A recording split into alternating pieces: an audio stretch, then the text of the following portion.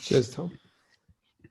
Yeah, good afternoon, and thanks for taking time out of your schedules to come and listen to Stu and I. If your lockdown is anything like mine, I guess it's ended up being actually weirdly more hectic than normal existence. So your time has probably become even more precious, potentially. So yeah, that's very good of you. My name's Aneil Karia. I'm a director, and this is my good friend Stuart Bentley. Hello, I'm Stu. I'm a DP, and yeah, we're just going to talk a bit today, I guess, about our working relationship and, kind of how things have worked out for us over the years and how we've got to where we are today in terms of our working relationship. So yeah, I mean, I guess we met at film school. We both went to a national film school quite a long time ago now. And Aneil actually did the TV directing course, which I think was was that the first year, Aneil? Yeah, so I didn't actually do the film directing course. I did this course with quite a long name called Producing and Directing for Television Entertainment, which is catchy. And it was the first year they'd done it. It was an MA, and to be honest, I'd studied journalism, and such was the nature of my background and things like that, and my young life, I suppose, that I really didn't know a lot about cinema. And weirdly, it was only once at the NFTS that I sort of discovered that whole world. So I'd been working in 24-hour news actually as a youngster, and I was just craving to do something a bit more creative, in the most broad sense you could ever imagine. And I'd grown up watching telly, really. It wasn't like I'd grown up being shown, Tarkovsky by my dad or something like that. So when this course was advertised, I was kind of curious, and anyway, long story short, I ended up going on it. It was a course that's trained you in studio directing, which is a very different sort of game. It's like, imagine the X Factor, Top of the Pops, or like a studio sitcom, this real sort of like prime time stuff where you vision mix and everything like that. So it was a course in that, which I sort of soon realized wasn't quite for me. You wanted. But it was still a fantastically useful experience, because while at the film school, I sort of did figure out who Tarkovsky was, for instance, and meet people like Stu, and figured out how the whole filmmaking world works to some extent. And they were really nice about it, actually, because they let me slightly cater my experience, my MA experience, a bit more towards a kind of single camera narrative making experience to an extent. So, for instance, you couldn't collaborate with the other disciplines on this course, but I sort of bugged everyone so hard that they let me. And so that was the first time Stu and I collaborated. In fact, I did not that you'd know it from the Kano or Riz things that we're going to talk about, but I did a comedy sketch show, a half-hour television pilot. And which I shot, yeah. We worked together. I promise you it was at points amusing. And yeah, and Stuart shot that. So that was our very first collaboration, actually. And we'd become friends. And yeah, like I say, I kind of nagged people at the film school enough to let me collaborate with the cinematography department, the editing department, the production design department. And yeah, so I sort of like engineered the experience to the best one it could be for me, I suppose. And to wrap this up, because it's a bit long-winded of me, by the time I left the film school, I was like, oh, okay, I didn't quite want to do that, but I want to do that, and where I'm pointing is the film school, the film students, film directing students. So I was like, I want to do that. And then that would be the next chapter, I suppose. But I'll let Stu talk about NFTS a bit. Well, yeah, I mean, without going down not that there's anything wrong with it, without going down the NFTS route too much, because I guess we're here to talk about more recent stuff, but I'd applied.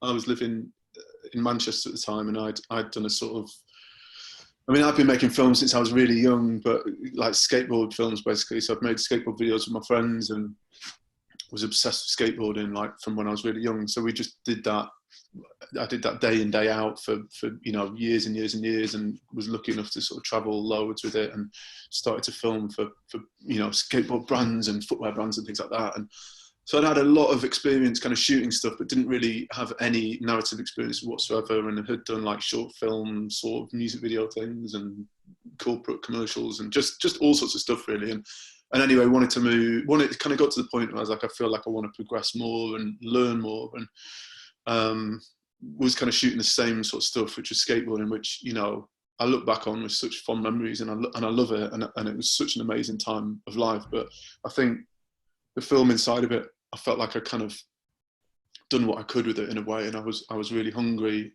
to learn more about proper film and understand about actual filmmaking.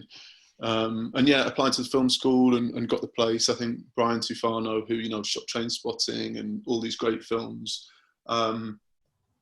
was a real fan, which kind of blew my mind, because I didn't really know anything about film at all. And I remember we used to have I had a generator in the back of my Fiat Uno with some lights, and like, you know, we'd go to like skate spots in the middle of the night and light them up, and didn't have any permission, and it would just be me and some mates. And he was just like blown away by the fact that we kind of, you know, had the energy and the inclination to do it. And we weren't like making these short films and trying to go through this like proper procedure. It was just like we were quite kind of punk with it, I guess, and just doing it. And yeah, he saw something in it that I think he really liked. And I mean, he was always one for kind of doing things very much, not necessarily on the cheap, but he would always find like an interesting solution to things that was like not necessarily the big budget solution. So it's like, if you can do something by using, I mean, I remember he used to have this was before like digital really, so shooting on film and shooting with all the lights were quite big, and, you know, it wasn't like now where you've got incredible technology with, you know, you can light stuff with the most sophisticated tools possible. But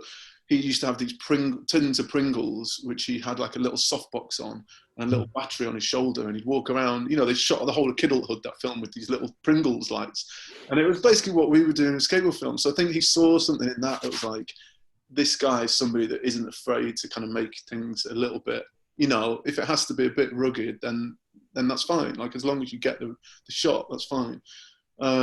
But anyway, yeah, I mean, long story short, we got on, I guess, really well, didn't we, Neil? And it was, you know, and there was a lot of guys that were still good, really good mates with, that went there. It was a good bunch. Yeah, it was a great year.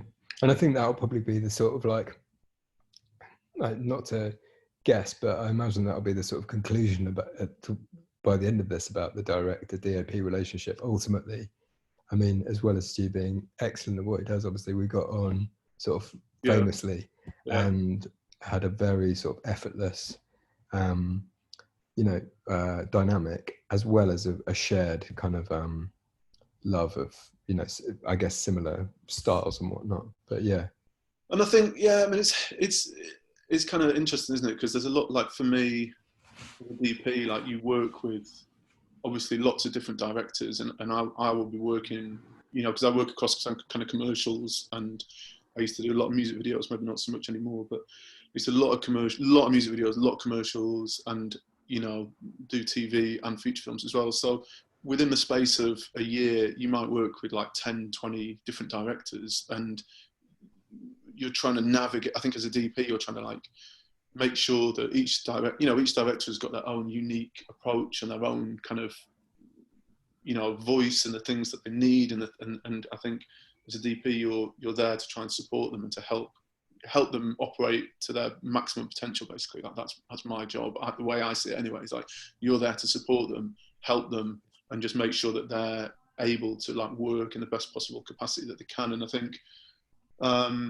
what's interesting, I guess, with our relationship is that we are actually mates as well, you know. So there's a lot of directors that I work with, and, you know, we get on great, and you have a really good working relationship. But when you go home at night, it's not like me and you, and where we text, you know, we've both got young families, and we're like, how are the kids? And we'll meet up, you know, and have drinks and whatever. And it's like, we are, I think our, you know, I think we're more than friends.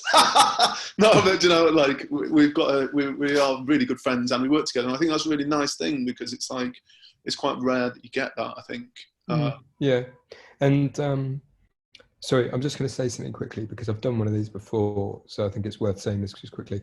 For the questions, there's the chat window, which I could see a lot of going into, and then there's a separate Q&A window, and it's a bit easier if you put the questions.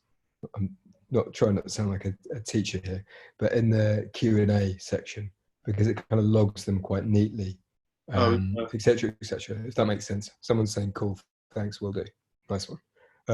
Yeah, to get to that. and I think it depends. You know, it slightly depends what kind of. We'll go back in a second and start talking about, you know, since, you know, what happened after film school, but I think it sort of depends what kind of human being you are as well. You know, for me, it means a great deal to me that the sets and the shoots I'm on are sort of, not to sound too naff about it, positive, like friendly places, especially actually when you're going to shoot material like, you know, these two films we're talking about, that isn't always pleasant. And you've just got people who you respect as humans as well as like professionals. Yeah, and Stu is one of those people, and Stu works with crew like that, you know, like Adam, and I have been on the odd, like Adam Conlon, and I think that's the thing. Sorry to cut him, but I think as again, like going on without just going on about DPs all the time, but it's very much like your job. I feel, and again, this is something that I learned really early on. It's like your job to maintain and the atmosphere on set. You know, it's your job to run that atmosphere. Like, you are there to maintain and to kind of initiate the atmosphere on set. So, for example, on things like Kano, you know, the stabbing scene itself was a really, really tough scene to shoot, and you want to make sure that all of the crew and all of the people around there are really aware of that. And I think, you know, while the director, Aneil, or whoever is off talking to the cast, like, you want to make sure that the energy levels reflect the performance in a way. So it's like, of course, it's a great job, it's fun, we're all there to, you know, it is a really fun job, and there's sometimes when you have the time of your life and it's brilliant and it's a laugh and whatever, but there's other times where I think you have to really be really mindful of the environment around you, and to respect the cast's, you know, need for like quiet and calm, and you hope that just a little bit of that atmosphere will kind of like make its way through into the performance, so that they can feel like focused and ready, and there's not loads of people clambering around and kit and stuff, you know, rattling around. It's like, you want to make sure that there's a really sort of calm and professional atmosphere at all times. So yeah, I think that's hugely important, and something Stu and everyone who works with is so mindful of. I think the more actors you work with, the more you realize that it's an incredibly, you know, obviously complex art that they're practicing, and you have to make the conditions kind of right for them and respect that. And what you don't want is an actor kind of taking their eye line somewhere, and there's you know, some dude on their phone sort of like scrolling through Instagram during a take or something like that. You want to make sure the conditions are exactly. So I'm just going to pull these headphones out. You want to make sure the conditions are kind of spot on, and yeah, I'll kind of drop it after this, but I think it is, you know, it is, as well as much as the technical stuff, which no doubt Stu particularly will go on to talk about, and me as well from a directing point of view. Just, I don't know, finding the right people and creating those conditions of respect and also warmth and things like that. I think it's huge, really. You know, I think it is almost, it will get you kind of halfway, I think, to a good place, because everyone's comfortable and everyone can work at their best. But yeah, well, it allows you to do your job, doesn't it? And it allows the cast to do their job. And I think, you know, you want to, hopefully as a DP, step on set and be prepped enough and be ready enough and know enough, you know, even if it's something that's lots of improvisation or something where you might not know exactly where you're going to end up, you want to have kind of anticipated all the different options and thought about all these different scenarios in your head and think, well, we might have discussed that on the recce, and Aneil might have said he wants to shoot that way, but there's every chance that, you know, once we get going, then we're going to need to turn around and shoot the other way. And traditionally, you know, you might have a ton of kit and crew and stuff behind the camera. So it's like, for me, I always quite like to work in a way where the floor's really clear. And if you do want to turn around, or you want to suddenly, or if the director or the cast suddenly say, I want to try this or I want to try that, then it's not like a half an hour, hour long process to kind of clear the decks, reposition, relight, redress. And it just means that you can keep that flow for the performance. So once they've started, there's not that you're not stopping and changing, and you're not getting caught up with the mechanics and the technicalities of a film. So you're just focusing on the performance. And at times you might find that the lighting is a little bit compromised by that, because you can't maybe have lights on the floor, or you can't have flags and nets and this, that, and the other to shape the light or sculpt the light as much as you like. But I think the compromise, for me anyway, is worth it. It depends on what you're doing, doesn't it? Because I did an episode of Black Mirror, and that was very much like, it's a lighting job in a way, where it's like, it's supposed to look quite sci-fi and technical, and there's lots of lighting cues, and it's that is very much that world. Whereas something like the work that we've done, and this goes back to the different directors, like what I've really enjoyed working with Aneil is that there's a real energy and there's a kind of rawness to it that's not like, you're not getting caught up in the mechanics of the film set. It's just purely about performance, and not that it's like, not that you're sort of just completely doing away with the visual in any way, but it's like, anyway, yeah. Well, I think as it's hard not to sound pretentious in these things sometimes, but I think as a director, I'm really interested in trying to capture like a mood, and try and sort of take that mood or kind of energy that you might find in a particular city or a particular situation or something, and kind of harness that and put it on the screen. And so for me, much as I love stuff that looks good, and always of course we want our stuff to look good, and I think I love how this stuff looks. It's not about creating kind of polished masterpiece in every frame, because I've been in situations where a DOP perhaps won't be keen, and a different DOP perhaps won't be keen for you to shoot over there, because it won't have, the light won't be crafted to perfection over there. But I think Stu and I are both interested in trying to capture, I guess, a kind of authenticity and a reality. Yeah. And I think that does, to an extent, it's hard to sort of put it in a pecking order, but it does almost kind of start with the actors, really. Yeah. And so if you can, and so where I start things from creatively, and I think Stu as well, especially when we're working together, is, do you want me to mute? I'm just going to have to mute. Stu, talk for 1 second. Just come to me. What were we talking about? What were we talking about? No, it's all right. Well, 360 I was about to start talking about. Yeah, I mean, just, I think for me, that's always been the thing. I think you look back on film, or I look back on films that I love, and like I don't think you necessarily remember the cinematography. I don't really, like, I think as a DP, you're just trying to get the audience to engage with the film in whatever capacity that might be. You want the audience to be like engrossed in it and excited by it, and for them to feel some level of emotional connection. And I think if that means that something is front lit, or if that means that you're helping the performance in some way, then for me, I don't mind that, and I think it's like, you can spend all the time in the world crafting these beautiful images, but if the films are dud, it doesn't matter. It doesn't mean anything, And I think you want to.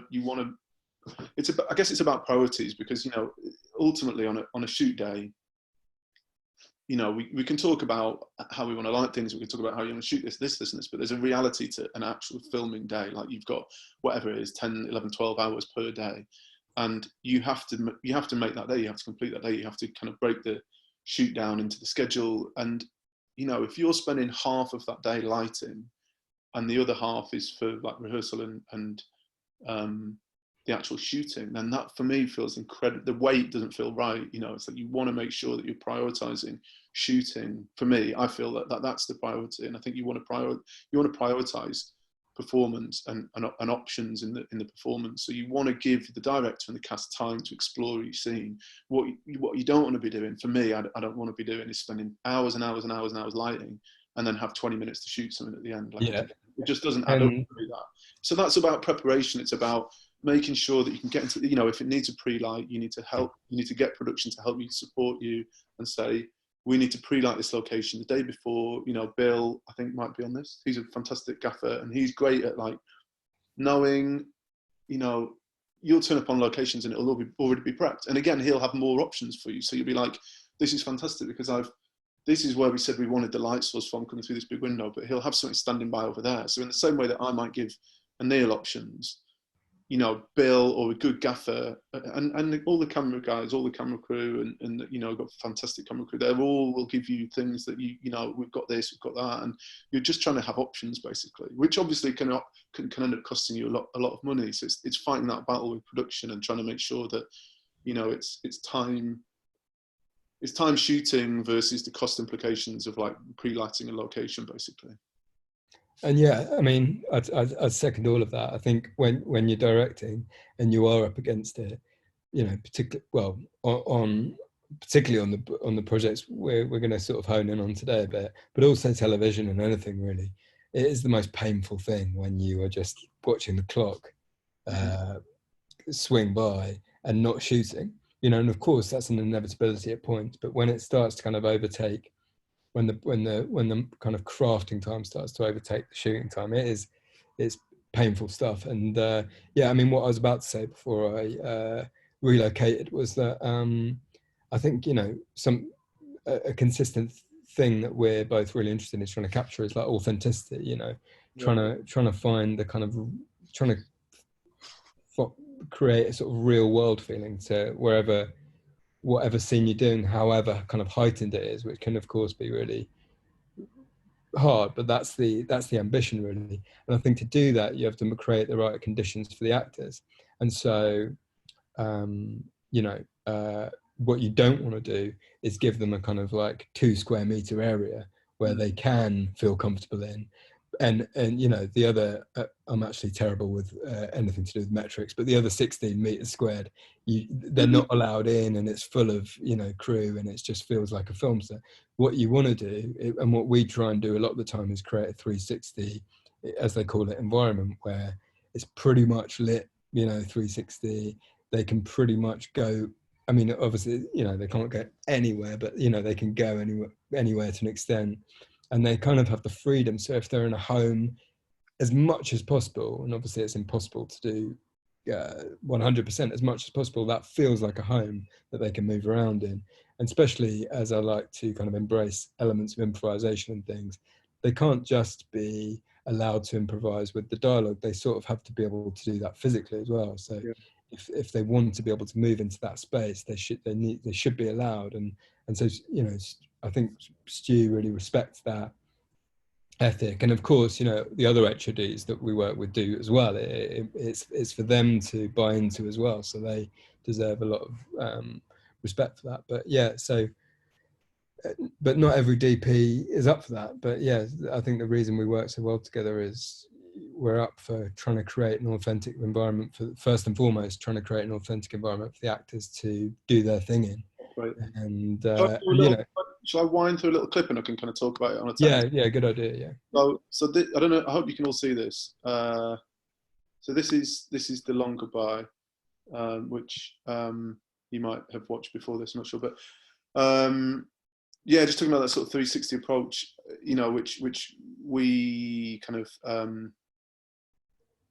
Aneil and I work with a lot, which you know, I really enjoy, and you know, of course it's not right for every project. Like I say, the Black Mirror I did very much wasn't that style or approach, but it's something that I do really enjoy, and I think it's almost like a documentary, and you kind of, you know, the sort of positions in the room where you're going to get sculpting on the actors' faces, so you know that if you look into a certain area, you're going to get a nice level of contrast and you know, detail in their faces, and you might just supplement that with some practical lights or mirrors or something to give you some depth to shoot into. So it's working with the art department, you know, and making sure that you've got options there that the art department have given you, and you can then kind of control that as you go on. So can you all see this? Maybe, hold on, I've only got the Q&A thing up. Maybe let me just see if I can get the chat up as well. Oh yeah, does that all look all right? Can everybody see that?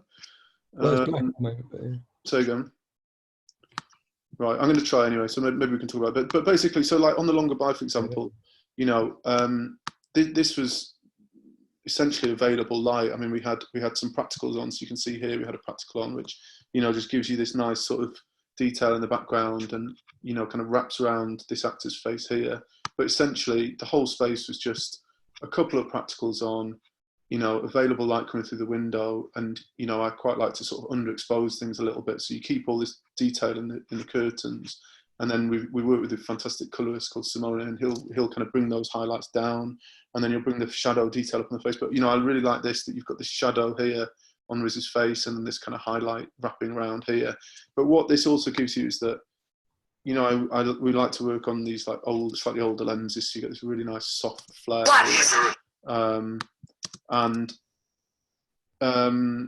what this gave us was just the opportunity to work really quickly and to not have to stop and break things down. You know, if you were talking about shooting this, I don't know, with flags and things on the floor, you might have a flag to create this shape. You know, a flag, if those of you that know, is like a bit of black fabric that sort of can help sculpt light. So, you know, you might sculpt the walls a little bit, or you might sculpt the face to get a bit of shape. And by not having that on the floor, it gives us the freedom to sort of move from space to space. And I personally just love that energy. So like things like this, where, you know, we're the camera's moving from one character to the other, and there's a real sense of sort of dynamic movement there, and it's not just like locked off graphic frames. Like I really like a moving camera.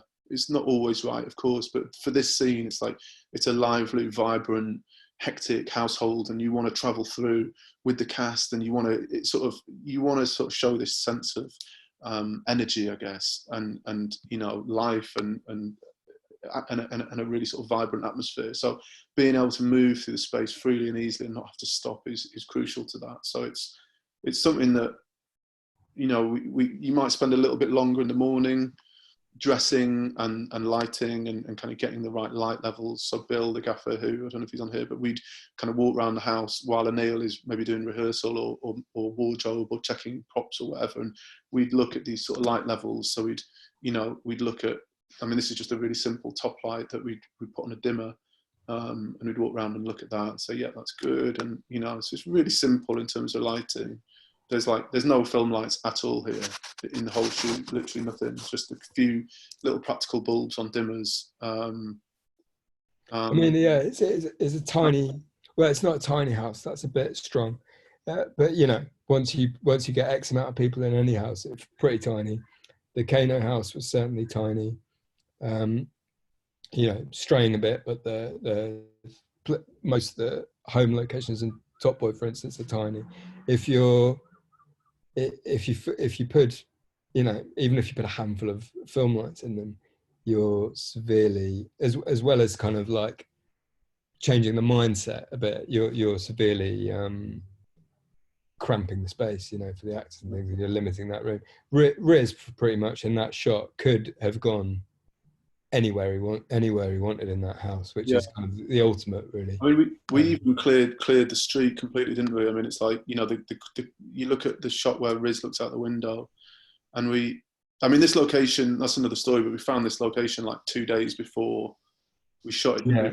You had an existing location. We had an existing location in London, and the Met police had okayed it, and then that second London Bridge attack happened about a day or two before our shoot, and the Met police, I mean, understandably, I guess, kind of shut it down because they didn't want something like this, you know, happening with the mood as it was and things. Amazingly, Surrey police didn't give a fuck, basically, so they let us. So this is our location, which was like super last minute. So last minute, and we shot this ridiculously on the 2 shortest days of the year. So we had 2 available light shoot days. You know, we didn't have the resources. You know, if you were to light some of these, again, I don't know who's watching or listening, like if you're film literate or whatever, but if you're trying to light these kind of spaces, you know, these exterior spaces, you need an awful lot of light, basically, and you know, that with that comes cost and labor and all that stuff and time, and we didn't have the money or the resources to get anywhere near lighting these sorts of spaces. So we shot it on the 2 shortest days of the year, so it was a real scramble to get through the days and to kind of make the day, to complete the days essentially. So yeah, it was about 6.5 hours of daylight, something horrific like that. So but yeah, you know, what we did with the house to whatever extent we could, we did with the street as well. I mean, this conversation isn't about acting. Plus, I'm starting to sound a bit like a broken record, but you know, even for those policemen, which are relatively small parts, for these paramilitaries and things, the more you can, it does play into the cinematography chat completely, because the more you can create, make this entire thing feel real world to them. I mean, it's obviously, with this video in particular, an extremely heightened situation. But the challenge with a story like that is how can you make this film so it doesn't feel exactly that, you know, heightened, unrealistic, and what's the word, unimaginable, really, you know, and you want to root it and ground it, however heightened a situation it is. You want to ground it in reality, and for the actors to be able to pull that off, you need to just put them in a reality of sorts. And that goes back to what we were saying. Obviously, when you're shooting material like that, it's not pleasant a lot of the time. And but yeah, I mean, it feels like, and you know, I mean, it's had incredible sort of feedback, that film, and it feels to me like, I mean, I feel really proud of it, and it feels like, obviously, it's a very kind of topical, and you know, because I mean, you have a whole other web series on that, and terrifying kind of reality that we're living in, unfortunately. But I think, you know, I think our intention was to make it feel so authentic and so grounded in reality, like you say, Aneil, that you know, when the moment comes that the sort of paramilitaries come, you've established this real world, and you've established this scenario that feels like it's just an everyday happening, and it's so grounded in reality that it makes it all the more brutal when the violence begins. And I think, you know, you could approach that in a completely different way, and that whole sequence, the initial sequence, could have been shot, let's say, on Steadicam or dolly and track, and, you know, locked off frames, or a much more like cinematic approach, quote unquote, and it could be like, you know, really like slick or whatever. And I think, I feel, I mean, obviously I don't know because I didn't shoot it, but I feel that wouldn't be anywhere near as powerful, or you know, the impact wouldn't feel as powerful when the paramilitaries arrive. And I think that's like, you know, it's going back to that thing about creating an atmosphere on set. You hope that Riz and those guys felt very much empowered to kind of just do what they needed to do, and to make it feel really natural, and also for you to have the time to experiment. You know, like you've got, I mean, it was a short day obviously, but you've got the time at least to try some options and to kind of finesse performance, and you're not because mechanic. it's hard to, I mean, obviously anyone listening here who works in this world will know it's hard to relay just how much of a clusterfuck these things become, isn't it? When you have like it's not like you look at this idea and you think, oh, how many days, you know, do we need to do that? That's how many days we'll have. It feels like you always have about 50% maximum of the time that you'd ideally want. So everything is you're always up against it. And the fewer extra hurdles you're putting in front of yourself, you know, the better, because you're going to be up against it anyway. But another thing, you know, which ties into the 360 element is how, you know, I think we both like it, but I particularly like to do long takes. And I think that's another thing that for the actors is a real luxury, and really allows them to, you know, it's a bit of a no-brainer, isn't it? Like if you're cutting things down into sort of 10-second chunks, you're never going to be able to get into the rhythm and the reality of the scene or whatever. So letting things run, seeing where they go, you know, creating kind of some parameters for them, but not 100%. So there is some freedom there, and only really cutting when you think, you know, something has started to die really, or there is some kind of other problem. And long takes was something that, you know, unfortunately it's not something we can show today, but long takes were massively something we embraced in the feature film Surge that we did between these two films, actually. And I think it's extremely liberating for an actor when you can run long like that. I think that's kind of, you know, the dream really for them, rather than breaking things down into, you know, super compartmentalizing everything. And we were going to touch briefly on, you know, the other crew as well, because like I said, everyone needs to kind of embrace this way of working, and none more so than the first AD, because, you know, that is an amazing job. I mean, I don't know what sort of person in their right mind would want to be a first AD, but thank God some people do. And I think it's a real art when you can do that well, because ADs do rule. Well, you know, some of them rule, and yeah, and they completely have to embrace this way of working, because you can have there can be ADs, you know, with very different mindsets, and some will really need everything to be, you know, you to explain how you're going to cover every kind of line almost, and that just doesn't really tally with how we work. So when you say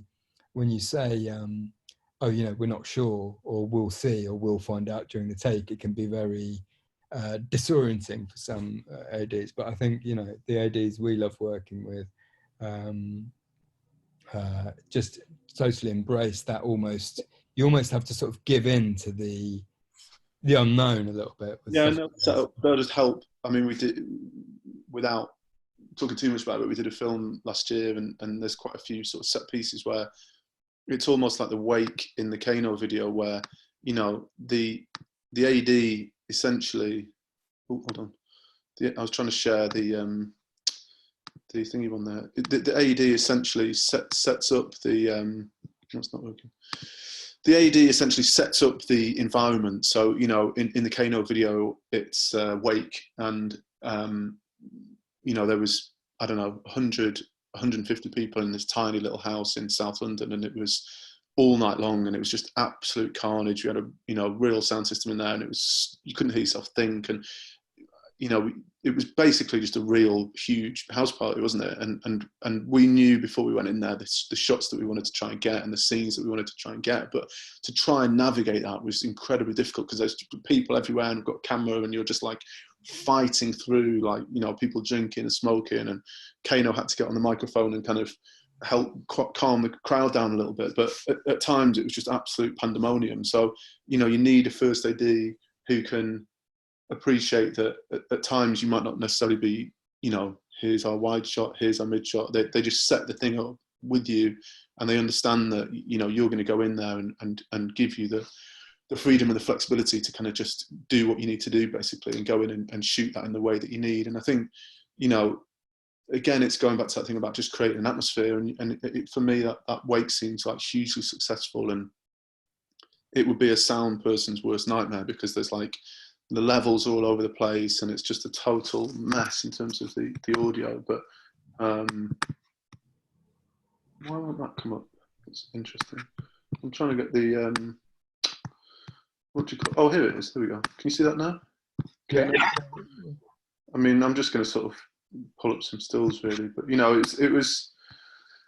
I mean, this is such an amazing sequence, I think. A little bit about relinquishing and your that formality to an extent, and just yeah, I mean, like Stu says, in this location with that many people, you're not going to be getting your MCU and your I mean, what I love here, you can see, I mean, you can see me getting knocked about, you know, it's like I'm literally like elbows like this, sort of back up against the wall on a Zoom, and there's just like people everywhere. And Kano kept saying over the microphone, he's like, this guy over here with the camera, trying to help him out, stay out of his way. And 20 seconds would pass, and then everybody would just get in my way. And, you know, it was just uncontrollable, basically. So you're there.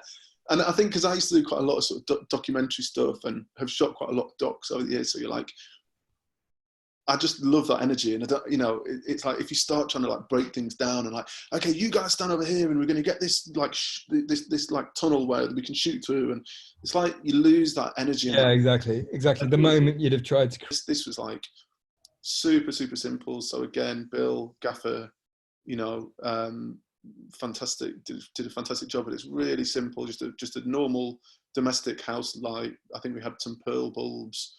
But on a little dimmer, there's these little dimmers you can get, which you sort of plug into the actual light socket itself, and you can kind of control it on the actual bulb. And then a little, I think this was like a little 650 watt light here, just to give us a little bit of depth. I never knew that was going to be the angle we were looking at, but it was just, I knew that at some point we would probably look that way. And then I think at the other end of the room, and there was like street lights and car lights and things passing through, and then at the other end of the room, I don't know if you'll ever see it, but I mean, one thing to quickly say is when you shoot this way, in the edit, you know, when you do that, but you're going to lose a lot of other things. So I'm not saying it's you know, I'm not saying it's not complex, you know, but yeah, that's why I guess just finding the right team is all along every step of the way is key. Stu, we were going to talk maybe about the stabbing sequence with talking about blocking. Can I just say really quickly, we didn't get a chance to recce this location because it was we actually shot this video about 3 weeks before we started our feature film, and it was this like mad panic, wasn't it? And we were like, we should be kind of prepping the film, and we did it over 2 days on a weekend. But it was just such a great, you know, great project. And, you know, Aneil obviously kind of, I'm not quite sure the backstory, but Aneil approached me and it was like we had to do it. And in a way, it was a sort of good opportunity to, you know, not use it as a test for the film at all, but we kind of, we explored some ideas that we knew we were going to try and develop in the feature. So it was quite a nice way to kind of at least have a bit of a warm up. But just to say, like, you know, there is something to be said, I think, about not over prepping things. And, you know, you look at this location, we didn't see this location. There's deep red wallpaper and zebra skin wallpaper. If you went into that and you were kind of going to shoot a film, you'd be like, well, it's a bit lively, and maybe we don't want that because it's a bit too much. But this is the thing where you shoot in this kind of way sometimes, and it's a bit more, you know, documentary approach in a way. And I wouldn't change that for the world now. It's got such amazing character, and you just think it looks amazing. I think it does. I love it. And you'd never dream of dressing that like that, would you? You'd never actually think, like, this is how we're going to dress this room, like zebras. You know, you could spend a week dressing that. And there's also a great wallpaper. There's like a brick effect wallpaper. Yeah, actually, like, Kano hated that room. Absolutely, he thought it was. You know, I don't. He's not here now. I don't know what he. Maybe he still hates it. But you know, there were conversations about, is there something we can do with this and that, and you know, and it's been graded we graded it quite heavily, and I think yeah, this great colour through where brought out some great sort of gold, you know, in the skin tones and really nice warm tones there. But we've kind of, you know, pushed this down a bit so the skin tones really pop. So should we talk about this? I mean, this was. I just think it's quite interesting to talk about because. You know, I think mobile phone footage, because it was their phones, wasn't it, in the end? It was their phones, yeah. And even with the witnesses later on, the thing I was just trying to hammer into them, you know, every single minute basically was, please don't use this phone in any other way you would apart from how you'd use your phone, you know. And so when it came to witnesses and things, I was trying to get them to kind of get into the mindset of what is, how you're reacting, how you're feeling if that kind of shit is going on below your window or whatever, and just to forget the phone. And, you know, it was literally about being as, it was literally about saying to them, if in that moment you drop the phone, if in that moment it would go to the floor, if in that moment your arm, it's a blurry close-up of your arm or whatever, it doesn't matter. You just have to kind of, I'm not saying I knew this, like I'm some genius or whatever, but it just felt like this is how we had to approach it. And it's just like, use your phone like you would, because we'd been looking at actual found footage of these like horrific events. And the thing about it is it's a mess, you know. No one's standing there with their phone getting a clean kind of steady frame of something this, you know, messed up. So, you know. But I think it also felt kind of justified in a way because, you know, I mean, I'm on my phone, especially at the minute, you know, you're on your phone a lot, and filming each other and filming our friends is such a huge part of our world now, and documenting things, you know. I think especially this age bracket, you know, people are on different social media filming each other all the time. And I think we went in and I had my phone and I was talking to one of the guys. I was like, oh, let's do it like this. And he was like, no, like he had some app that was like, no, do it like this. And he could, like, it was this guy, I can't remember his name now, but he was brilliant. This guy, he was so good. And he could he was just like flipping the camera around, you know. So my phone's just some, I mean, it's an iPhone, but it's like, Yeah, we had to use Snapchat because you can't swing the camera so from they, self mode to we sort of, we got there really early to this location, and we figured out the blocking. So we knew that we wanted to kind of this threat. I mean, it's kind of quite subtle, but we knew that we wanted this threat of the car. It's almost like a shark, you know, like a kind of precursor to the event going past. So it's like the guys in the car, I've seen them already. Whether or not that's, I think it might be a subconscious thing. If you were to watch it, you might not even recognize it. But the car goes past, and we kind of blocked it out in the morning and figured out that, you know, the best route for the lads, and it had to be that kind of thing where it's like they're bumping into their mate. I mean, I guess the sort of tragedy was that it was obviously wrong place, wrong guy, wrong place, wrong time, and that's the kind of the basis of the film, and that's what this kind of tragedy is. And it was all supposed to feel like so kind of, I don't know, like he bumped into his mates, and it was just an everyday, you know, an everyday interaction, and which obviously turns horrific, you know, very quickly. But it was, and you've got, you know, what is a really vibrant, positive, energetic start, which turns incredibly dark incredibly quickly. And, you know, I mean, there was no crew there because the crew were actually prepping this scene, which was, you know, 20-minute drive away. So it was just me and Aneil and a few key people here, art department and sound. But the rest of the camera team, because we were shooting the rest of it on 16mm, so they were at the graveyard location, sort of prepping that. and that was about as 360 as it can get, basically, especially. This was, yeah, I mean, we were hiding in the back of a car somewhere. Yeah, we were in some boot of a car or something. But we were in this van here somewhere, and I was hidden behind a bush, I think. And but so this was full 360. So it's almost like a piece of theatre, because you've got this entire stretch of ground, you know, this big sort of crossroads that are completely, which were ours to work on. But yeah, just going back to the atmosphere thing, it's like, you know, it was a horrible sequence to film, and I think you know. Well, both Trouble and The Longer Bye, I guess, were about kind of settling you into one mood and then kind of hard flipping it, I suppose. And yeah, it's quite that was the challenge, I suppose. Stu, I don't know what you think, but I know that I think we can go beyond 4 if we want. What do we do? We've got some questions. But I wonder if we should look at the questions. What do you reckon? I don't know. What does anyone want to do? Well, so we can click on the Q&As here at the bottom, Stu. Can you see that? Yeah. So we've got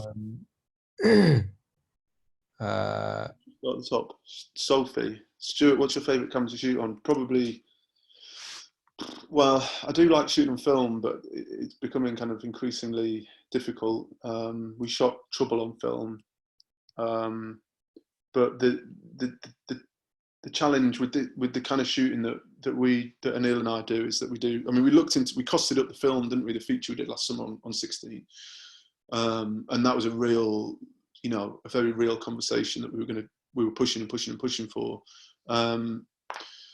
But ultimately, it comes down to cost, unfortunately. And I think we ended up having, like, it was either the choice between an extra shooting day, a whole extra shooting day, or shooting film and other implications. And I think, in retrospect, shooting it digitally probably was the right thing, because we did such long continuous takes. I mean, we were doing like 12, 15, 16-minute long takes at times. So to shoot that on film, obviously, is an enormous expense. If you do 10, 11, 12 of those takes, you're talking about hundreds and hundreds and thousands of feet of film. So long story short, yeah, I mean, film is great, and I really enjoy it, but Alexa is pretty much the only camera that I entertain, really. I don't really like shooting on red. There's a few questions about film school.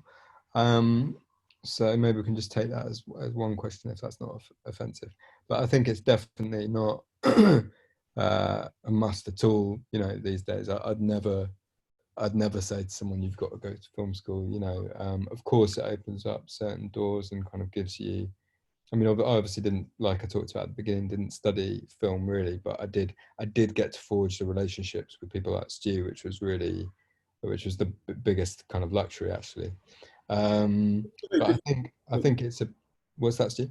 Sorry, to cut in, I just think it's a very different landscape. When we went to film school, it was like, when I went to film school, I don't even know if the internet existed. That makes me sound really old, but it's like trying to get information anywhere. Like now you've got so much kind of opportunities to get films out there and to get films made. You know, you can make a film on your phone, and it's like film now hopefully is more accessible, whereas back then I think it was really difficult. So film school was a very viable option, whereas now it feels like you can make your own films and you can get stuff going without having to go to film school or know anybody in the industry. I think that's the best piece of advice, really. You know, make short films, and that's what you got to do, and make them from your, again, it sounds a little bit naff, but make them from your heart. Don't be too scientific about it, and don't be like, you know, what are the successful short films doing? They have a twist. Oh, they deal with these kind of heavy issues. I should do this, that, the other. Just make the short film that you want to make. And, you know, you get good short films coming out of film school. You get bad short films coming out of film school. Likewise, you get good and bad short films coming out of the normal world, but the non-film school world. But make the short that feel that, you know, comes from here, sort of thing. The first short we made together, B, was my first short film. I mean, it was nuts on paper, you know. In fact, I remember Stu saying to me, I can't remember like the specifics of it, but you'll remember this a bit, Stu. I think you said something to me along the lines of, I don't fully Get it? get it, to be honest, but let's do it, kind of thing. You know, which is completely your prerogative, and I'm so glad you did it anyway. And I sort of know what you mean, because it didn't exist as a formal script. It was this sort of Word document I'd written, and yeah, it was I mean, it was a weird one, but you know, we both look back on that really fondly, and you know, it definitely did something that we wanted to do with a short film. So yeah, make it from your heart, however corny that sounds. But also, But forging relationships, Stu, that's an interesting one. If you don't go to film school and you're starting off, unfortunately, I mean, I think, you know, I think out of I mean, we had however many people in our year at film school. You know, there was the directing course and the cinematography course, and a lot of the directors I worked with, the vast majority didn't go to the film school, and I didn't meet at film school. The vast majority. And Aneil, I work with, there's probably 2 or 3 other directing people that went there that I work with or have worked with. So I don't think it's like the be all and end all of forging relationships. And I think, you know, how do you forge relationships? I don't know. It's really difficult. I think the main thing for me is that if you just make work, it's about being proactive. And I think it's not being too precious about things, especially when you're starting. And, you know, I mean, I'm still starting, really. I feel like that. I still feel like such a baby in this industry, really. But when I first started out and I was shooting short films, I would shoot short films every day of the week. You know, I'd just be shooting. I was at film school. I'd take the camera out of the weekend. I'd shoot a music video. I'd take it back. I'd go to film school. I'd take the camera out of the weekend, and it was just with friends. So it was like, you know, like I say, I was really into skateboarding, so I had a really good friend who you know, was a production manager at a really good production company, and he fortunately was kind of introducing me to these junior directors who, some of them now have gone on to do fantastic stuff, and he would get, you know, connect us together, and we'd just shoot stuff whenever we could. So I think it's just trying to shoot stuff and just be proactive, and you know, you hope that your friends or your network of friends around you, when you're very first starting out, will be the ones that you can kind of grow with and develop with, and try and develop your taste with. But then as you get more and more work, like, people will start to see things and they'll say, oh, we like that thing that person shot, we want them for that. And then you'll get these calls out of the blue. I mean, you know, the vast majority of stuff that I get through, the scripts that I get through, are people that I will never have met before, but it'll be off the basis of work that I've done, or a lot of it is word of mouth as well. You know, I think if you're somebody that is positive and reliable and good at your job and just nice and easygoing, then that does an awful lot for you. You know, I feel, and I think that if you work on a production and you get on really well with people and you're really helpful and supportive and positive, then that will travel and people will recommend you for another job and another job and another job. And it's just, you know, I don't know. It's a difficult one. It's a difficult one to know how to start. But I think the main thing I would say is just to shoot stuff. I mean, when I used to do skateboard stuff, I would shoot every day. You know, from the age of like 14 to like 25, I shot every single day. Literally filmed every single day, and it's like that's such amazing practice. So whatever you're into, make a film about it. That's what I'd say. Yeah, and actually, I mean, I wasn't as cool a youngster as Stu, and I couldn't skate, and I can't skate. But when I was a teenager, me and my mates were making films every weekend. You know, they were ridiculous and awful sometimes, genius at other times, and they, you know, but I had such fun doing them. And actually, I think I'm being quite cheesy today, but I think that's what you're trying to actually strive for. Weirdly enough, again, like in the professional world, you're trying to just like enjoy it again, because what we've done is probably skipped, you know, about 6 or 7 years, which was after film school, before we started to necessarily getting to do the things we really enjoyed doing. I mean, I'm speaking for Stuart there. That's not quite, you know, that's not quite, we didn't have exactly the same trajectories, obviously, but you know, there was a whole period where it's just you're just grafting, taking any job you can get. You know, the passion probably isn't there 90% of the time. It's not the thing you dreamt about.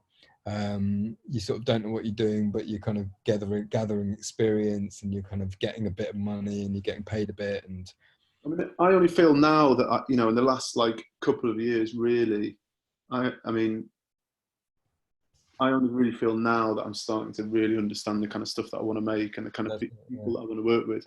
And some people that will click to them very early in their career, and they might know that from the very first film they shoot. But it's taken me, you know, a long time to kind of navigate. And that's not to say that, and of course, every project you have to gauge it on its merits. You know, there's so many different factors that make you want to do a project or not want to do a project. You know, the people involved, the script, the actors, the producers, the time scale, the money, you know, there's like hundreds and hundreds and hundreds to contemplate why you might want to do something. But I think when you're starting, when I was starting, I just shoot everything and anything, and like not be fussy about stuff. And you know, I shot some total duds, as I'm sure I will do again. But you shoot some total dud short films or feature films even, and you know, but the thing that you gain from that is valuable experience on set and valuable experience of dealing with crews. Or you know, I did a really low budget film in Morocco, which, you know, is actually quite a good film, but working with an international crew, working with available light, working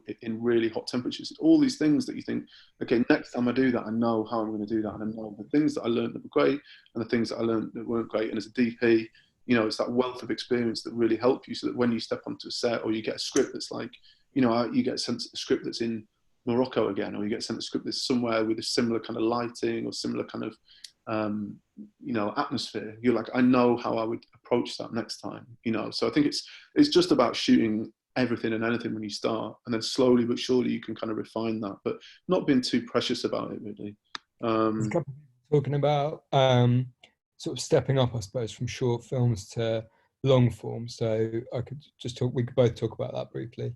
By the way, I saw someone had not heard what camera you were saying. Oh, Harry Alexa. Alexa, yeah, Alexa Mini specifically is the camera that I like, because Yeah, and Mini I think is great all round for a director as well, because you know, you can get it into whatever space you need. You can get in a car and it not be a massive pain in the ass. Yeah. So yeah, it's really tough, I think, when you're making shorts and wanting to sort of get break in the sort of long form, make a living off this stuff kind of world. And it is it's so tough, because it's not, you know, it's not up to you. You're just waiting, really. And it's that horrible catch-22 of like, well, I haven't got a TV credit, so you know, who's going to take a punt, sort of thing. And you know, what I can speak briefly about what happened with the trajectory of my short films. And when I say that my short films, I'm not talking about the Riz and the Kano one, which I remember actually after the third short film I made, I thought I'm never making another fucking short in my life, because it's so brutal. And then here we are, Stu, having made two in the past like 6, 7, 8 months or something. But anyway, with the short films I made earlier in my career, like I was saying, we made Beat. And so I'm just going to check, because I think we're getting I don't know if we're getting a time out. Oh, right, there you go. Yeah, so we made Beat, which was really, that was almost a reaction of mine against everything I had been doing. So before that, I'd been doing sort of behind the scenes stuff, making ofs, some really, really dry, very poor commercials, which Stu shot, very uninspiring. You know, I was really grateful for the work, don't get me wrong, but very uninspiring. You're always answering to someone else. It's for someone else, you know, it's an extra for a DVD, or it's an advert for a client, and the client and the agency are ultimately calling the shots. And Beat was a kind of like liberating kind of like experience of just making my first short and thinking, what do I want to make? What comes from here? You know, what is the sort of antithesis of what I've been doing for the past few years? And it wasn't there wasn't anything academic about how I went about it at all. I didn't think, okay, well, I've got to prove this and show that skill. You know, there's barely any dialogue on it. It's pretty odd in some ways. And it was just a pure sort of, it was a purely creative exercise, that, and it felt really good. It felt great, and it kind of was a massively kind of cathartic exercise in some ways. And then with the subsequent 2 short films I did, which, you know, for many reasons, all to do with like boring stuff like Schedule, I didn't actually make with Stu. They were actually a much more academic exercise, because, you know, people responded massively to Beat, but I had people saying to me, yeah, but, you know, can't quite see this. And I knew it didn't show traditional kind of narrative arcs and dialogue and things like this. And I was like, right, well, maybe I've got to be a bit more scientific about it now and show, you know, because I knew what I wanted to do, and I wanted to make television and films. And I've got to show this and show that. So I made 2 more short films, the last one of which was Work, which were, you know, still my own, still very much, you know, from me. I was trying not to be too sort of super mathsy about it. You know, they were still kind of stories I kind of wanted to tell in the way I wanted to tell them. And crucially, I was still trying to kind of hone my tone and things like that while doing them. I wasn't sacking everything off just to get a gig sort of thing, but it was almost trying to combine, okay, what is my tone? What do I like doing? What stories do I want to tell? While thinking, yeah, I have got a show that I can, you know, do the narrative stuff, you know, that commissioners and producers and things like that are going to want to see. And I remember after Work, things did start to change a bit, and it was almost like I had this kind of like trinity of films then. And weirdly enough, people were able to enjoy, in a kind of professional sense, producing things, were able to appreciate Beat more, because they had these sort of, oh, phew, you know, I've got the more normal stuff there. So, and it was after Work, I remember I started to get, you know, I got in the room to have a chat about the first TV thing I did, which was the 3rd series of a comedy drama, and it wasn't exactly my natural, you know, instincts, you know, as a filmmaker, but it was a very important step, because that is just part of the journey, really. Just like I'm sure Stu will tell you that he, you know, not, you know, his trajectory was not made up of exclusively things completely aligned with your taste. You know. I mean, I did. Yeah, I have been very fortunate in that there's a director that I've worked with for years, Peter Catania, who actually directed the Full Monty, and he's a really good guy and a really good friend, and he does a lot of commercials, so he's a big commercials director. And for some reason, he decided that I was his DP when I left film school. I actually had, so my good friend Chris Massey, who very sadly isn't with us now, but he was the guy. So we were at film school, and we sort of been skateboarders together, and he was working at Academy Films, which is a really sort of high-end commercials production company, and he sort of got me in to shoot these music videos for people like Corin Hardy and a lot of really good up-and-coming directors who now have gone on to do fantastic things. But anyway, I'd shot loads of music videos with them, and I guess Peter must have seen one of them and liked it, and I started to shoot commercials with him, and you know, we still shoot together to this day, but we slowly but surely sort of forged a relationship and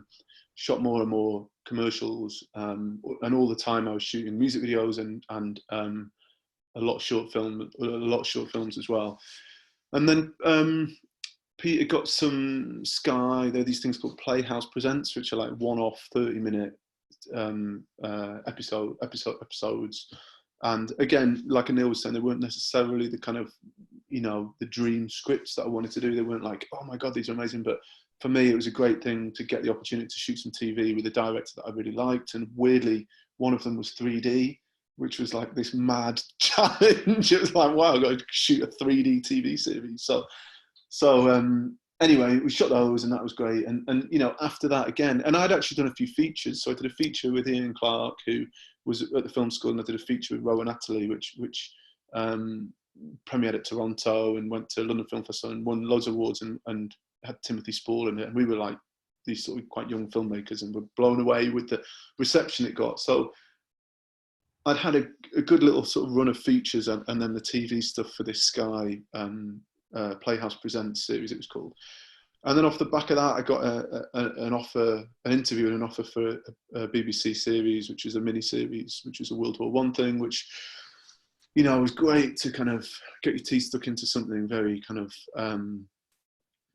you know, it was a really interesting, strange project with lots of, I mean, it's a long story, but lots of challenges, and to deal with the kind of dynamics and the politics of a kind of series like that when you're starting out was really interesting, and I learned a lot. And two different directors, both really good, really nice guys, great experienced TV directors, and then my good friend Ula Ponticus, who might well be on here, I'm not sure, who's an incredible talent DP, you know, shooting some of the best stuff going, really. We were at film school together, and I was lucky enough to do some second block stuff for her. So she did a show called Humans, which I did. And then incredibly, I got a call from Shane Meadows to do This Is England. I don't know, I'm just listing my credits now, which is quite boring, isn't it? But basically, it's kind of, it snowballed. So like they'd seen stuff that I'd done with this documentary I'd shot, and they'd also seen stuff that I'd done on Glue, which was a series which Ula had started, and I'd kind of done the last block of it. And they'd seen that, so I went for an interview for that. And then once I'd done the last series of This Is England, it kind of opened the door, because it was quite a cult show in a way. So it opened the door to a lot of things, and you know, off the back of that, then you start getting calls for lots of different things. But yeah, it started with baby steps, really, you know, little tiny commercials. And I mean, as a DP, basically, you're kind of in the hands of your directors. You know, you hope that your directors do well, and you hope that they take you with you. And that's kind of, you know, that's the kind of process. And, you know, I've been quite lucky in that, you know, some of the directors that I've worked with over the years have fallen by the wayside, and they don't necessarily work in the industry anymore, but there's a lot of them that have done really well. And you know, you hope that your schedules and your taste aligns, and you end up working together for you know, the foreseeable, which I hope that me and Aneil will, because you know, it does feel, going back to what I talked about before, it's a really positive, and you know, I love it. I love the working relationship. I think it's you know, I really, to have the film last summer, to have that kind of green lit and ready to go, it was like a dream job, really. You know, it's to get all the crew, to get, you know, we had the fantastic camera team, and lighting team, and you know, I think some of them are here, Korshan and Trey and Evelina and Adam and Bill and all the guys, you know. Anyway, should we answer some more questions? Yeah, there's one about festivals here, which was probably just worth a note on. I think someone said, oh God, I can't find it. The gist of it was, how do you feel about festivals? Is it, you know, is it the big thing that matters? Assuming you're talking about shorts, I actually don't think it is necessarily anymore. To be honest, this isn't my kind of a specialist subject, but that, you know, they're a great thing. There are obviously like hundreds of great ones, and then hundreds of like completely meaningless ones out there these days, I think. But and they can be great fun. I know that Beat did, thanks to you know, its producer Scott O'Donnell, who, like, because it's pain in the arse, I think, just, you know, submitting to all these places. Beat did lots and lots of festivals, which was great. We went to some of them, and they're obviously really fun places to meet people and see other films and meet filmmakers and stuff like that. Work, I remember, just because, you know, we were just at a different point in our journeys, and Scott and I were both just, you know, the idea of submitting to 150 applications forms was less appealing by this point. I think it just did a handful of ones that we thought were interesting, and then it was more about premiering it online, you know. So there is the festival route, of course, and it's brilliant, but also now there are things like, you know, Vimeo staff pick, short of the week, Nowness, you know, all these really excellent online platforms. Our friend Leo that Stu has done shorts with, I think they've often gone straight out, haven't they, Stu? Yeah. Onto an online platform, and you know, that's an equally exciting and sort of valid route for your short these days. It's immediately getting a lot more eyes on it as than it would doing the sort of festival circuit for a year, a lot more quickly, and it's getting out there. And you know, like it or not, I sometimes don't, you know, we're living in a virtual online world, and I think it's a very legitimate and exciting platform now to sort of bypass that if you want. With features, you know, that's a bit of a different subject. I think festivals can be a brilliant launch, you know, launch for your film there, and then it gets a lot more technical, and it gets into the market and distribution and buyers and stuff. But we've just had our features play at Sundance and then Berlin. And there's the one side of it where you're premiering it and it's great and you're out there and yada yada, and then there's all the kind of market stuff happening in the background. So that is different kettle of fish, really. One which I'm not really qualified on. Stu, there's some very camera specific ones here. Maybe how do you choose the right lenses for a project? I mean, I always sort of have a kind of go-to. You know, I think as the years go on and you shoot more and you kind of experiment. I mean, I think that for me, that's what's been great with commercials and music videos, is that it gives you the opportunity to try lots of different kit and crew and different things, and to try and kind of understand, you know, different technical parts of the process. So over the years, I've shot with lots of different types of lenses and lots of different types of cameras, and you kind of understand after a while, like, what kind of lens might suit what kind of project. So, you know, for the ones let's talk about these two. So for the Long Goodbye, we shot on some old rehoused Canon lenses, which are called K35s, which are very nice, and they have this kind of soft. I can show you. They have a sort of nice soft, not that, soft lens flare.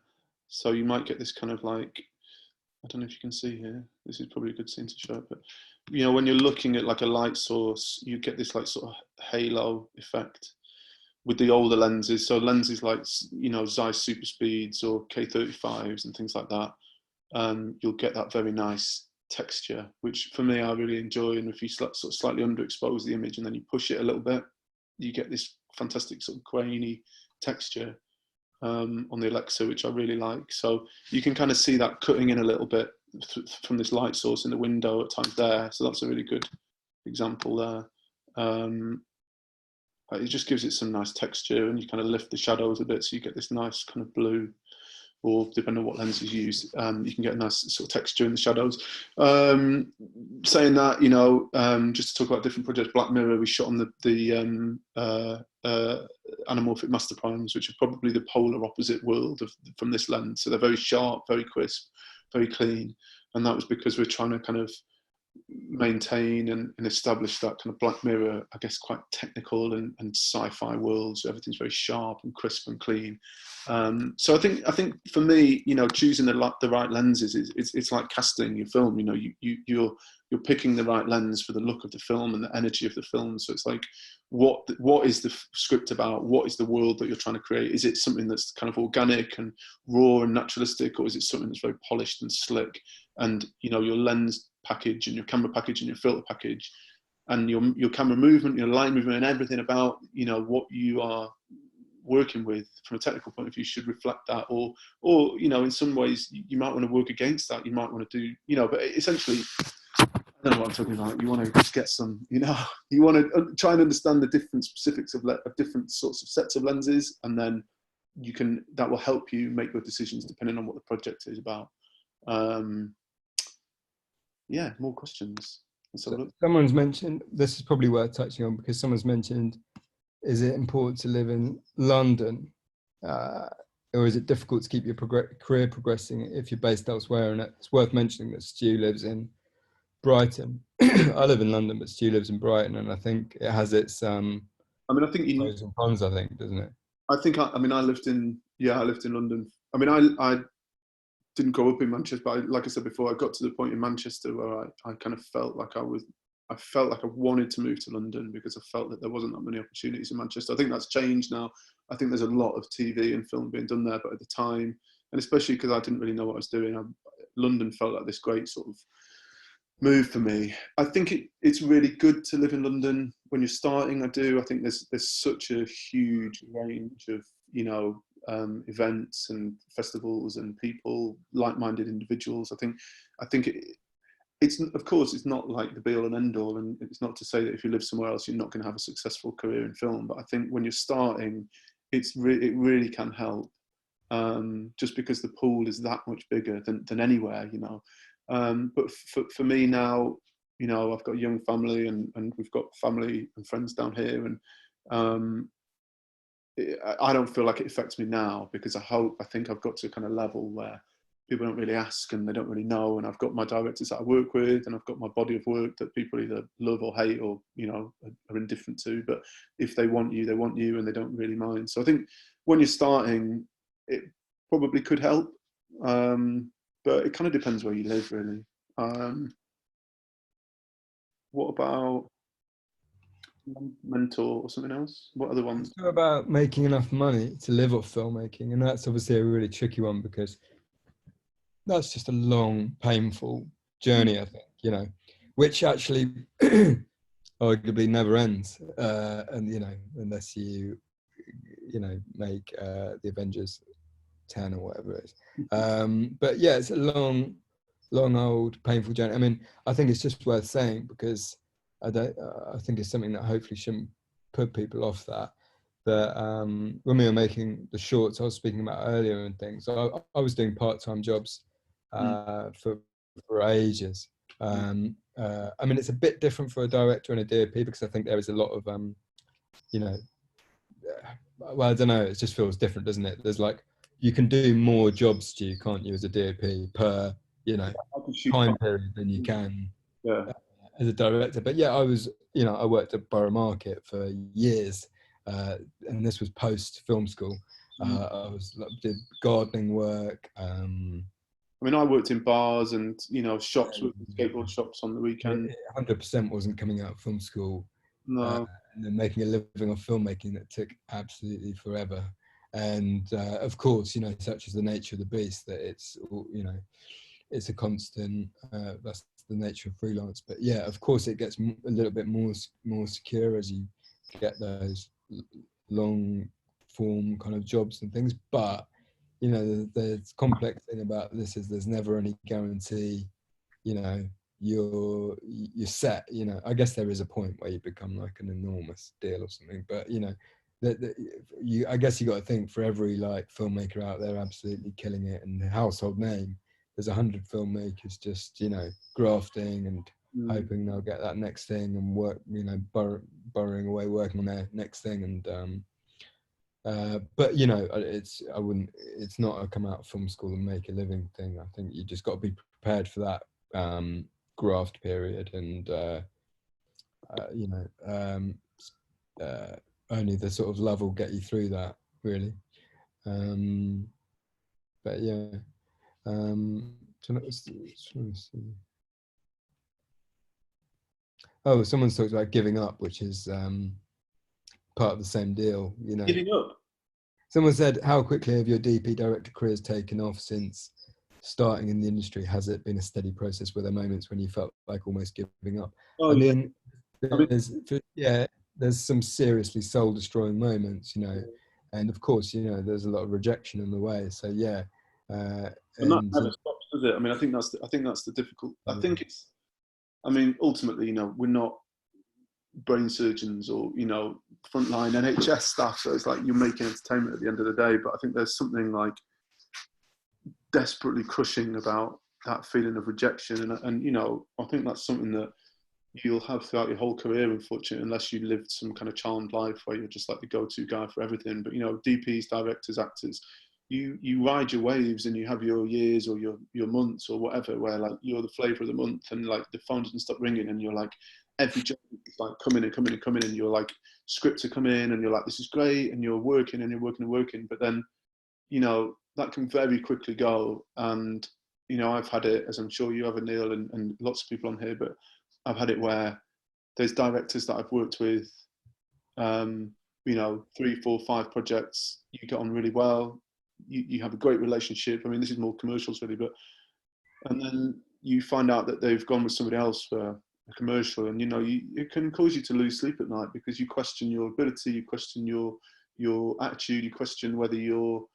you know, am I the right? Am I doing right? Am I the right person for this job? Am I bringing something to? Am I bringing the production down? What am I doing? What is it? Is it my technical skills? Is it my personal skills? And, you know, that something that which is a huge challenge with this job, this career, is that your technical skills and your personality are kind of, you know, they're so closely interlinked, and that you can't distinguish them in a way. So it's like, are they choosing me because I'm like, you know, a positive influence on set, and I'm good, and I'm like reliable, and I'm, you know, or is it because I don't know, and you know, you have these sort of interpersonal relationships, and it's very difficult to kind of separate the two, the kind of professional and the personal, because you spend such an intense time with people when you're on set. You spend such a, you know, it's such a battle in many ways that it's really hard to differentiate between that. So when the phone doesn't ring, you can't help but feel hurt. And it might just be a purely professional reason. They've gone with somebody that can light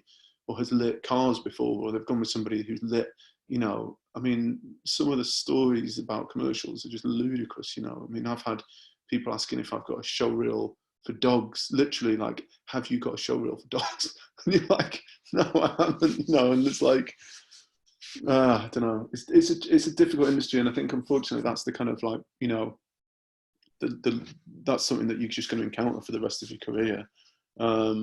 We all are. There's I think we're meant to finish at 4:30. There's a slightly more lightweight question here. Maybe we should finish with that. If you could work on any TV show, what would you like to work on? I'm going to take that as a historical TV series because. Okay, yeah. So I don't know. I've got like 2 answers. First of all, there's the sort of like there's the TV I loved when I was a teenager. Actually, things like The Street and things like that. The Jimmy McGovern series, which you know, I sort of wish you saw a bit more of these days. So much British television seems to be about like the murder of a young girl and the investigation into that or something, whereas these felt just like very well done, very well written kind of human stories, which I used to, and I loved watching them. And I think, you know, on a low level, they probably made me think, oh, I'd like to do that one day. And then something at the other end of the sort of spectrum, I suppose, one of my favorite series from America the past 5, 6, 7 years or something was The Leftovers. Quite different to my instincts as a filmmaker actually, but I thought it was an incredible series which like blew my mind. So I wouldn't mind working on that, but it's over now. Stu? Historically, I guess. Well, God, where would you start? I mean, you know, just talk about the things that I like. I mean, I love The Wire. I love, you know, Sopranos. All of the classics, really. And then recently, what have I liked? Tiger King. Shoot that. No, I don't know. I mean, I'm trying to think what recently that you know, that I've seen that I love. Oh, I started watching Devs last night. That looks unbelievable. I don't know if you've seen that first episode of that. Is incredible. Like the Rob Hardy cinematography is just unbelievable, and the world is great. So looking forward to seeing more of that. But yeah, I mean, I love The Wire. I love the characters, and again, I guess it's gone back to that thing where you'd watch it now and it would probably feel not dated is the wrong word, but it's not like the cinematography show. It's not like it looks like this slick, polished, beautifully photographed thing. Like, it's technically competent and fine and looks great, but it's about the performances, it's about the characters. And I think that's what you remember, you know, as filmmakers. Like, I remember the characters in The Wire, Omar and all these people. It's like, I don't remember this, you know, this tracking shot or that tracking shot. It's like, you remember the characters. And for me, that was such a strong show. And I just loved it, you know. So yeah. Are we done? Is that it? Yeah, I think so. I think Zoom might chuck us off, sadly. But thank you. Questions that we've not answered. I feel bad, but yeah, sorry. Thank you so much as well. Sorry if we rambled at any point. No, great. It's been really good. It's been really interesting. And thanks to everyone saying thanks. Yeah, thank you. Thanks everybody. Thanks to all the. Can I just say really quickly as well? Just like, obviously all the crew who work on these things for like pennies, like, yeah, do such a fantastic job. And yeah, someone asked about the budgets. I mean, just low, basically. Yeah, and I wouldn't do, you know, it wouldn't, like, you know, for me to talk about my work, it's not my work. It's like Adam, Evelina, Trey, Bill, Kit, all the crew, Korshan, that are there to support you and help you, and that's like, you know, that is the family that gets you through it, basically. So yeah, just say that. Great. Thank you, guys. Just to let everyone know, this will be hopefully available online as well for people to watch for years to come. Long time. Yeah. Nice one. Well, thank you, Tom, as well. Thanks for Yeah, saying. It's been really a real pleasure to have both of you join us. So thank you so much. Yeah, and hope everyone stays well. And as I said, we've got more of these talks coming up. So next one will be announced tomorrow. So yeah, we'll be back online next Wednesday, 29th. And there's also other things. There's a talk with Charlotte Regan this week, which BFI Network is another BFI Network live talk this week going on. So yeah, thanks again, guys, and hopefully see you both very soon. Wicked. Thanks, Tom. Thank you, everyone. Thanks, Tom. Thanks, everybody. Bye. Bye.